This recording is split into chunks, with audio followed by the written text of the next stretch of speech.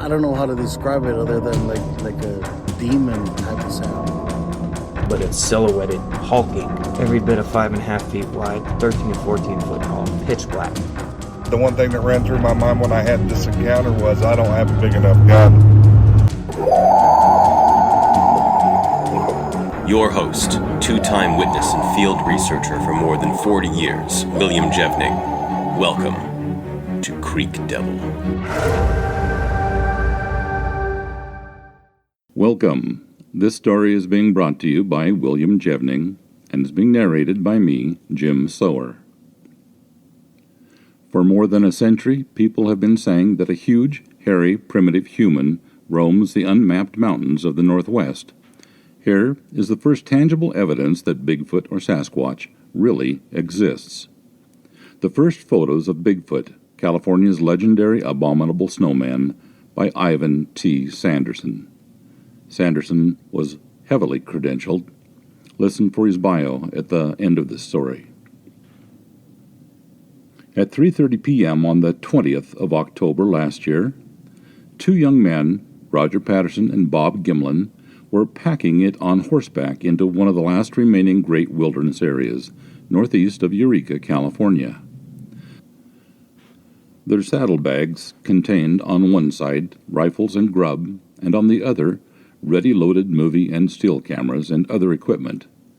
They were following a creek which had been washed out 2 years ago in the terrible floods that devastated most of Northern California. This was some 20 miles beyond the end of an access road for logging and about 35 miles in from the nearest and only blacktop road in this vast and yet not fully mapped area of national forest. I have been up this bluff creek, and as a botanist I can tell you that it is rugged. 4 layers of tiers of trees that the tallest is up to 200 feet, and dense undergrowth. Also, the terrain goes up and down a gigantic sawtooth. Roger and Bob rounded a sharp bend in the sandy arroyo of the creek. Then it happened. The horses reared suddenly in alarm and threw both riders. Luckily, Roger fell off to the right and, being an experienced horseman, disengaged himself and grabbed his camera. Why? Because he had spotted what had turned their horses into mad broncos. At about 100 feet ahead, and on the other side of the creek bed, there was a huge, hairy creature that walked like a man. The way Roger described it to me would not, I am afraid, make much sense to you, but then Roger had been hunting this sort of creature for many years. What he actually said was, "Gosh darn it, Ivan, right there was a Bigfoot, and for pity's sake, she was a female. Just wait till you see the film." Roger is a Northwesterner, and he does not waste words, but what he does say, I listen to. This is what he told me. On the other side of the creek, back up against the trees, there was a sort of man creature that we estimated later, by measuring some logs that appear in the film, to have been about 7 feet tall. Both Bob and I estimate, and this pretty well matched what others told us from the examination of the depth to which her track sank into the hard sand, that she would weigh about 350 pounds. She was covered with short, shiny black hair, even her big, droopy breasts. She seemed to have a sort of peak on the back of her head, but whether this was longer hair or not, I don't know. Anyhow, hair came right down her forehead to meet her eyebrows, if she had any, and it came right up to her just under her cheekbones.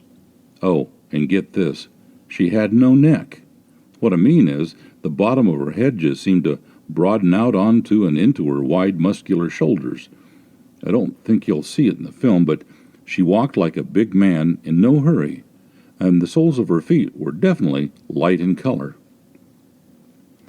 This last bit got me, as I have seen really black-skinned Melanesians with pale pink palms and soles. I don't want to sound facetious, but this whole thing gets hairier and hairier, as you will see in a moment. Roger did something then that I have never known any professional photographers to do. Even if his camera was loaded with the right film, he had the cap lens off, the thing was set to the right f-stop, and so on. He started running, hand-holding his Kodak 16mm loaded with Kodachrome film, trying to focus on this creature. What he got was just about what any amateur would get in such circumstances, but then he got a real break. As Roger put it, she was just swinging along as the first part of my film shows, but all of a sudden, she just stopped dead and looked around at me. She wasn't scared a bit.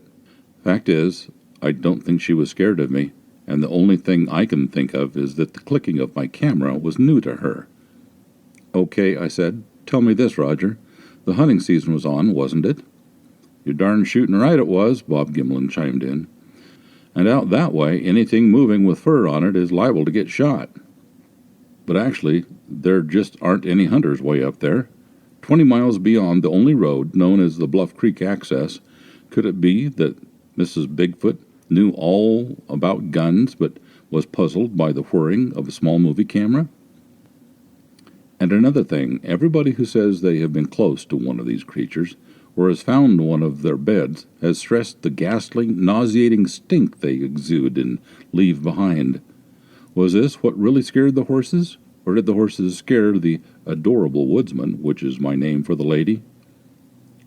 While we referred to this in the title as the Abominable Snowman for purposes of quick identification, the Bigfoot or Sasquatch, zoologically, has nothing to do with the Himalayan abominable snowman known for centuries in Asia, and first brought to the attention of the Western world in 1921.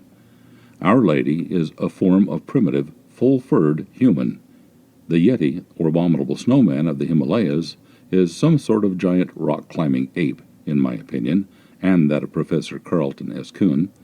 The Yeti footprints found have an opposed big toe, almost like a hand. The Bigfoot has an unopposed toe, such as is seen only on human-type creatures. While Roger took the film, Bob got the horses calmed down and then rode over the creek. Roger was running again after the Bigfoot, still hand-holding his movie camera, despite the logs and trash on the route that she took, and it was not even a game trail. He got sortie parting shots, which turned out to be of particular interest to the scientists. But we will come to that later. At that point, I asked Bob, because he was then what is called the backup man, which means that he was now close enough to see Roger clearly, just what was Roger doing? Well, he was running like hell, jumping them logs and going up into the real thick bush. Did you see her too? Yeah, Ivan, but way ahead and really taken off for the hills. This brought me up sharp, because I had by that time viewed their film, and half a dozen of the takeouts blown up in full color as transparencies, which I had examined under strong magnifying lenses on illuminated shadow box several times, and projected by 3 different projectors. In every case, the creature was at standard speed for photogs, 24 frames per second. As Roger said, at first the thing just ambling along, swinging her rather long arms, not running scared, and even stopping for a brief look-see over her shoulder, as it were, then ambling on again into the deep woods. Yet here was the backup man saying that she had taken off for the hills. Roger, however, backed up his backup man unprompted. Yeah, when she got around the corner and into the real heavy stuff, the timber and underbrush, she did take off, running, I mean, because when we lost her tracks on the pine needles after tracking her for about 3.5 miles, we took plaster casts of her tracks. Now, down by the creek, in the sand, where we first spotted her, her stride was from 40 to 42 inches from the back of the heel to the left side to the back of the right heel ahead. But when she got really going, she left tracks that measured 65 inches from back heel to back heel. Man, she was running just like you and I do. Why she? I asked Roger. Well, Ivan, let's run that film through again, and you tell me, as a trained zoologist, if that thing has pendulous breasts or not. Well, we ran the film again, slowly, and we had a stop and hold device on the projector by which we can hold any frame without fear of burning it. This we did, and so help me, there are definitely large pendant breasts fully covered with short black hair. No ape or monkey is known to have any such development of the female mammary glands. Human beings, on the other hand, do, frequently. Roger Patterson and Bob Gimlin actually had nothing much more to add. They presented us both newsmen and scientists, with this film for appraisal. We viewed it, and our findings follow. But for my money, these young men, after 6 years of sensible effort, have turned up with the first bit of possibly concrete evidence for something that, however fantastic it may sound, has been going on for years, both in this country and Canada, and a lot of other places in the world, like Russia, for instance. So let me get down to a proper analysis from both a scientific and a journalistic point of view. Before I do this, however, I want to say that in this day of technology, anything can be a hoax. But elaborate hoaxes cost a lot of money, and if they are to fool scientists and the like, they also require plenty of knowledge. Anyway, here's what we did to verify and check it out. I've known Roger Patterson by correspondence for about 6 years, he tells me, and this flatters the hell out of me that he got interested in this business from reading a book that I published in 1961, entitled Snowmen Legend Come to Life, which was a compendium of all that I had been able to find in published form on this subject up to that date. I, myself, have been researching it since 1930. During this work, I found that the British had first become cognizant of the matter in Asia in 1921, and quite by mistake. However, as I went back in history, I discovered that just such hairy, primitive, non-tribalized, human-like creatures have been reported by scholars of various cultures and in literature for centuries, from almost all over the world. Thus, what Roger Patterson and Bob Gimlin achieved is not just an isolated incident. It fits a pattern, and precisely. But what happened next? Well, these young men had the sense to get their film carefully processed, under guard, a copy made, and the original locked up in a vault so that it could not be scratched, stolen, or destroyed. Then they went to the one group of people who really know about faking things, especially like King Kong, ape men, and other phony monsters, namely Universal Pictures in Hollywood.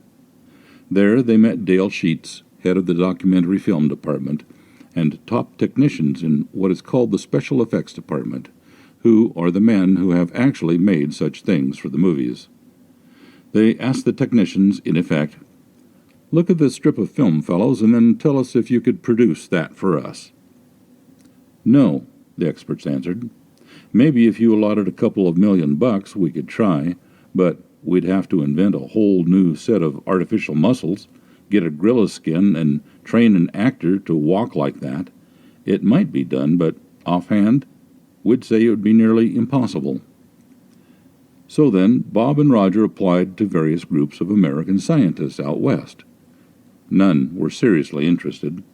There were, however, 2 Canadians who had also been looking into this matter in their country, where the creatures have been named Sasquatches.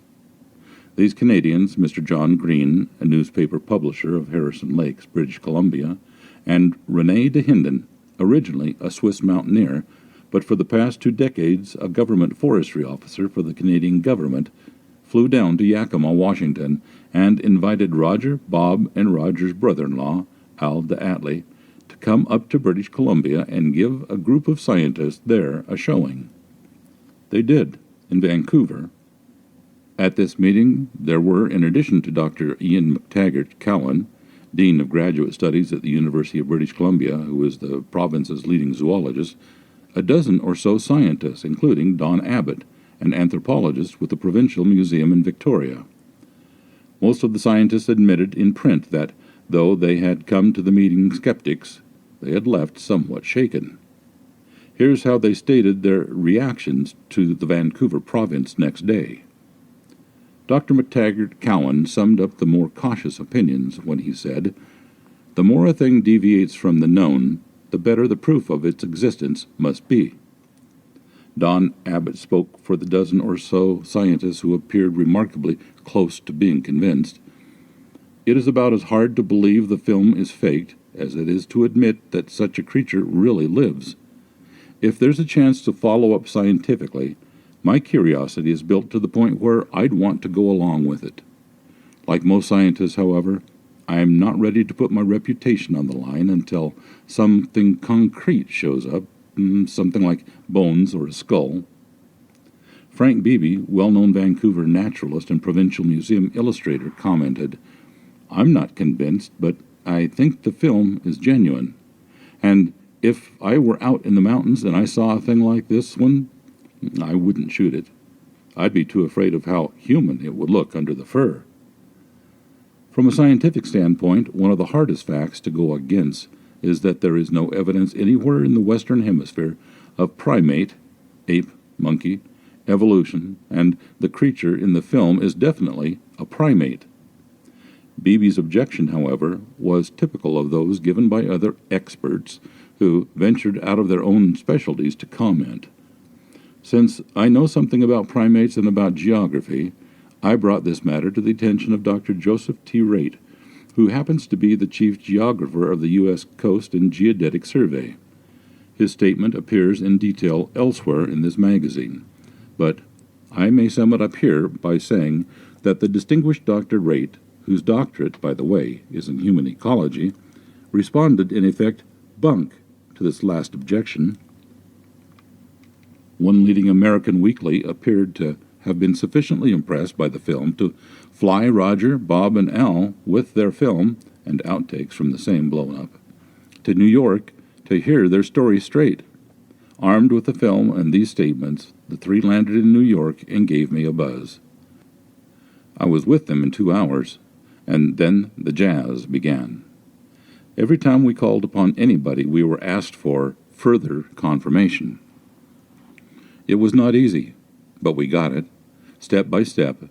But after a week of spending other people's money, the boys, as I call them, though they are all married and fathers, got a really rude, flat, and, in my opinion, senseless turn down. So that's why the story I'm writing is in these pages. The boys have not asked anybody for a single cent for what they've got. All they wanted was to be reimbursed for their out-of-pocket expenses. This has been done. For the rest, they need sufficient funds to mount a properly equipped but trained small group to go into this or another wilderness area for a full year to stage a real hunt for a Bigfoot, captured alive or on film, or else at least for a skull or other physical evidence. The most common question asked me about these Bigfoot of California and the similar Sasquatches of Canada is, why has nobody ever seen one? The answer to this is, they have, and by the hundreds, and for 100 years, let alone the earlier sightings by local Indians. One is even alleged to have been captured on the Trans-Canada Railroad's tracks in 1884, to have been examined by medical men and held in captivity for some time. It was even mentioned in official dispatches to the Crown by the then colonial governor of British Columbia. Further, I personally took an extended trip in 1959 to the west, covering just about every area from Alaska to California and even the Canadian Northwest Territories, interviewing several dozen people who said they had encountered these creatures. All of my findings up to 1961 went into my book, mentioned earlier. Since then, however, further reports have continued to stream in at a minimum of once a month. Meantime, 8 groups that I know of went into the field, apart from Roger Patterson and Bob Gimlin, and I know the last have several scores of interviews on tape with other witnesses. What is more, none other than Dr. Vladimir Martok, Associate Professor of Anthropology at the University of Calgary, Alberta, made 2 trips to the same area and assessed the current reports 2 years ago. The next most common question from non-zoologists, that is usually, why, if there are so many of these big creatures running around, haven't we ever found a single bone of one? My answer is simply to go and ask any game warden, real woodsman, or professional animal collector if he has ever found the dead body or even a bone of any wild animal, except along roads, of course, or if killed by man. I never have, in 40 years, in 5 continents. No, nature takes care of her own and damned fast, too. But there is another point here. These creatures are apparently not even tribalized. In fact, they seem to be lone hunters or gatherers, forming only small family parties that break up as soon as the youngsters can get along on their own. unlike the next stage up the ladder to people, they do not seem to bury their dead. If they did, we might have stumbled across their ritual burial grounds, even in caves, though such are rarities, where they are reported to live. Then there is another very prevalent notion. Almost everybody except zoologists, and even many of them, seems to believe that no big, new animals could still remain undiscovered. This is a complete fallacy. First, despite all the howls about our population explosion, more than half of the land surface of the earth has not yet been mapped or, for the most part, even penetrated. Further, the world's second bulkiest land animal, Cotton's wide-lipped rhinoceros, was not found until 1910, and the forest giraffe, or okapi, until 1911, and the giant sable antelope until 1929.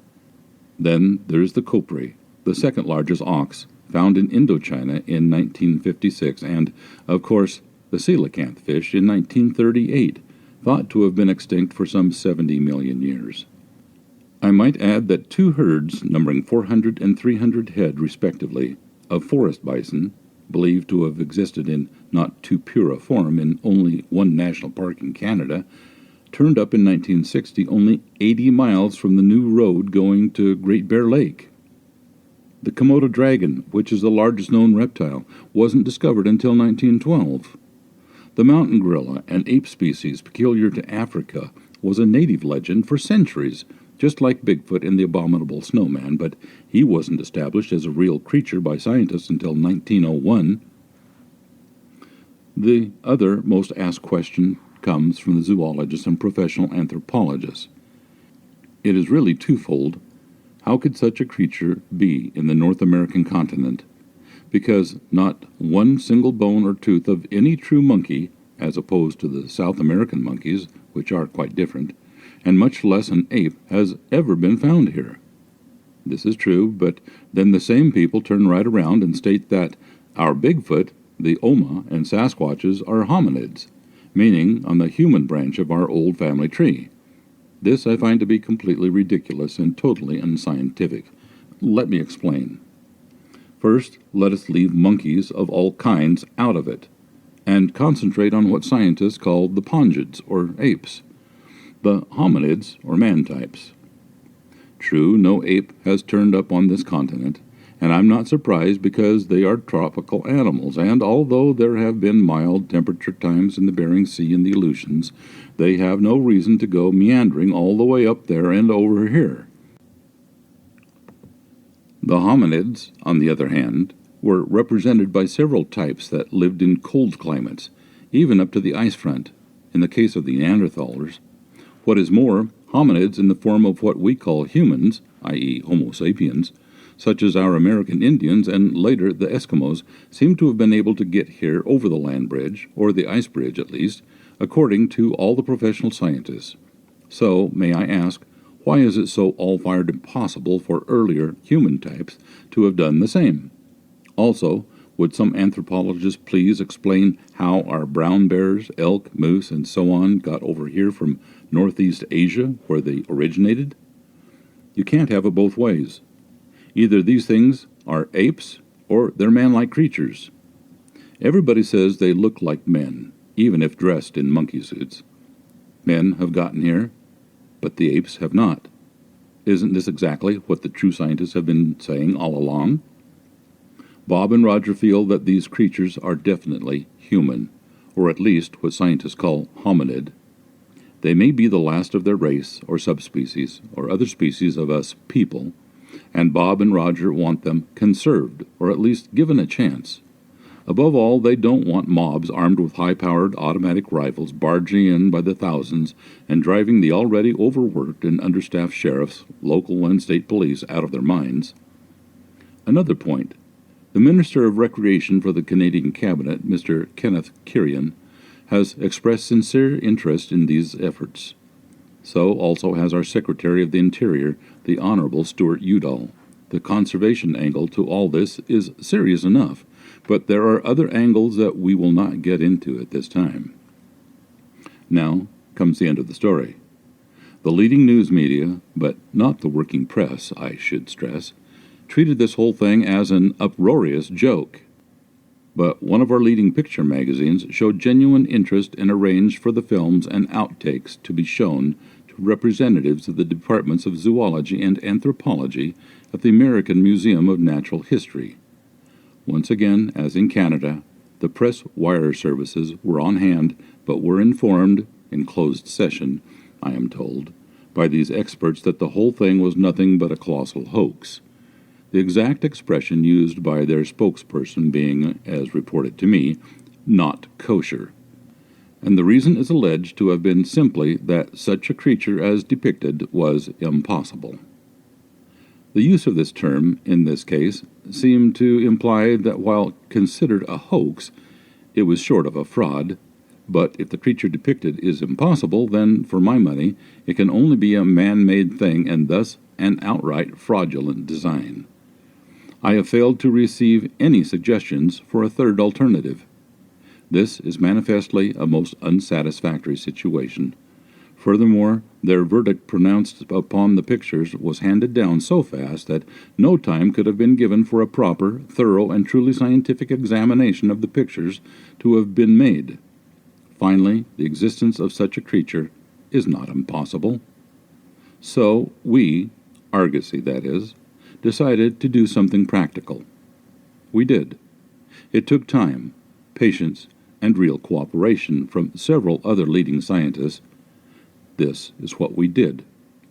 First, our publisher, Mr. Harry Steger, picked up the tab for the film and pictures so that Bob and Roger and Al could get home for a couple of days for Thanksgiving. Next, I and my friend and partner Desmond Slattery drove down to Washington, D.C., where we set up a showing of the film and outtakes and blow-ups of all kinds.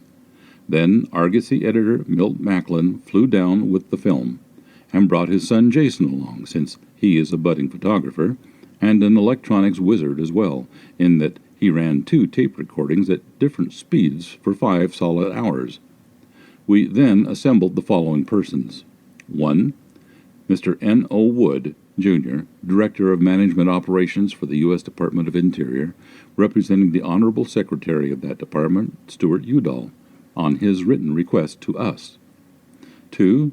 Dr. A. Joseph Raitt, Chief Geographer, U.S. Coast and Geodetic Survey, currently of the U.S. Department of Commerce, also a human ecologist. 3. Dr. John R. Napier, Doctor of Science, Director of Primate Biology Program, the Smithsonian Institution, world-known expert on human, ape, and monkey musculature movement and the anatomy of their hands and feet.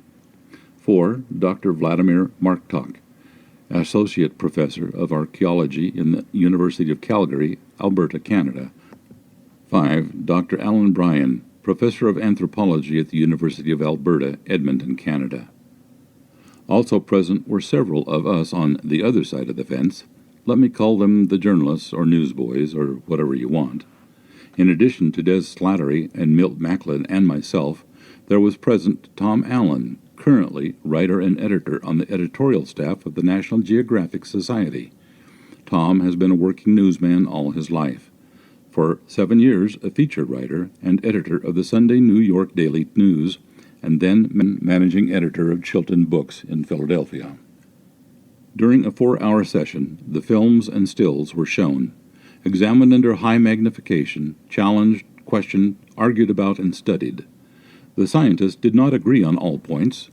They did not even all see exactly the same details in the often hard-to-read blow-ups.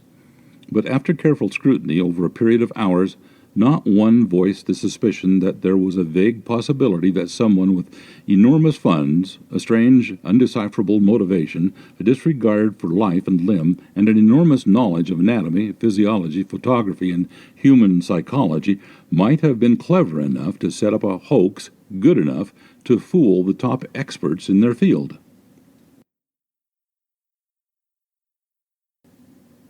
In addition, in a separate screening, the film was shown to Dr. Osman Hill, head of the Yerkes Regional Primate Research Center at Emory University.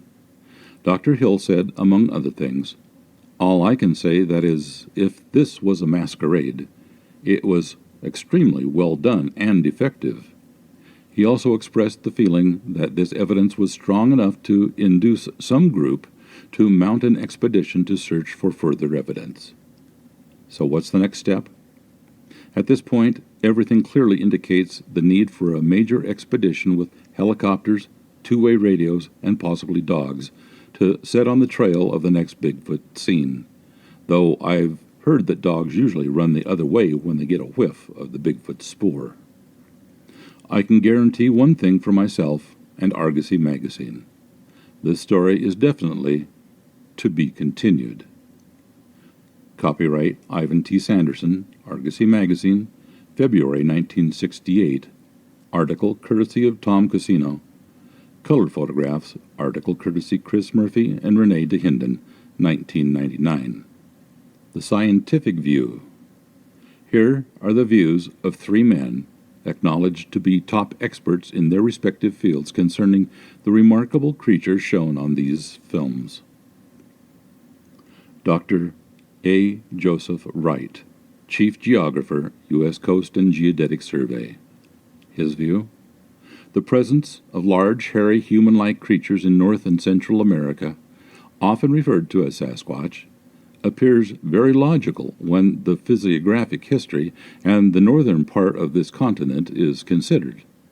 The statement often made that monkey-like creatures were never developed in Northern America may easily be discounted, for these creatures are more human-like than ape-like, and they apparently migrated here, rather than representing the product of indigenous evolution. The recent physiographic history of the polar edges of the North America reveals that the land migration of these creatures from Asia to America is a distinct and logical possibility. The compelling reason for this distinct possibility is that a land bridge between Asia and North America is known to have existed several times within the last million years, at various intervals during the Pleistocene or Ice Age. The land bridges, both on the north and south sides of the Bering Sea, were admirably suitable for migrations several times during the Ice Age. It appears then that these hairy, human-like creatures, sometimes called Sasquatch, could easily have migrated to North America at several times during the Ice Age. This is particularly plausible when it is considered that conditions were mild in that area when the land bridges existed. These creatures could have then found conditions along the way similar to their Asian mountain habitat and could naturally have migrated across the bridges. Dr. John R. Napier, Director of Primate Biology Program, Smithsonian Institution. His view: first, I observed nothing that on scientific grounds would point conclusively to a hoax. I am satisfied that the walk of the creature shown in the film was consistent with the biped striding gait of man, except in the action of the feet, which were not visible. I have two reservations that are both subjective. First, the slow cadence of the walk and the fluidity of the bodily movements, particularly the arms, struck me as exaggerated, almost self-conscious in comparison with modern man. Second, my impression was that the subject was male, in spite of the contrary evidence of heavy pendulous breast. The body, the appearance of the high crest on top of the skull is unknown in man, but given a creature is heavily built as the subject, such a biomechanical adaptation to an exclusively fibrous raw vegetable diet is not impossible. The presence of this crest, which occurs only in male non-human primates such as the gorilla and the orangutan, tends to strengthen my belief that this creature is a male.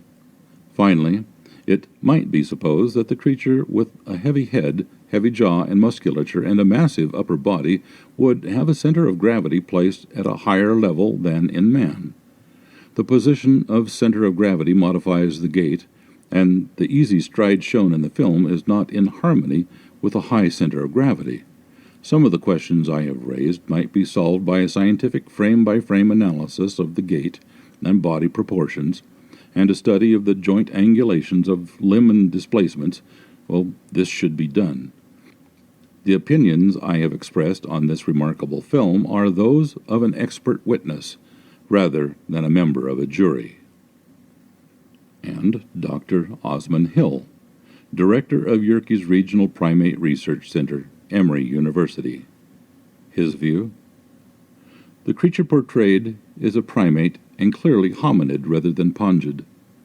Its erect attitude in locomotion, the gait, stride, and manner of that locomotion, as well as the relative proportions of pelvic to pectoral limb, are all manifestly human, together with the great development of the mammary glands. This does not, of course, preclude the possibility that it is indeed a Homo sapiens masquerading as a hairy giant. All I can say at this stage is that if this was a masquerade, it was extremely well done and effective. Without tangible evidence in the form of skeletal parts, a cast of the dentition, or similar physical material, I cannot pronounce beyond this group. However, the most interesting evidence they have so painstakingly produced should serve to stimulate the formation of a truly scientific expedition to the area, with the object of obtaining the required physical data. The biography of Ivan T. Sanderson. Husband to Alma, 1911 through 1973. Sanderson received degrees with honors in geology, zoology, and botany, and headed 6 expeditions in all parts of the world for such groups as the British Museum, Cambridge and London universities, the Linnean Societies of London, and at the Chicago Natural History Museum. He was the author of many books. One, Animal Treasures, was a Book of the Month selection in 1937. Others include The Hairy Primitives of Ancient Europe, 1967, Caribbean Treasure, Animals Nobody Knows, Living Treasure, Animal Tales, How to Know American Mammals, The Monkey Kingdom, and Living Mammals of the World, The Abominable Snowmen, Legend Come to Life, written in 1961, and countless articles for various publications and Argosy magazine, where he was science editor. Argosy, exclusive, first photos, California's Abominable Snowman. This is the end of this reading. Thank you very much for listening. Thanks for listening to this episode of Creek Devil. If you or anyone you know has had an encounter with these creatures, please contact us at williamjevning@yahoo.com. That's William, Jevning, @yahoo.com. All communication is confidential. Join us for another program next week. And until then, keep your eyes open out there.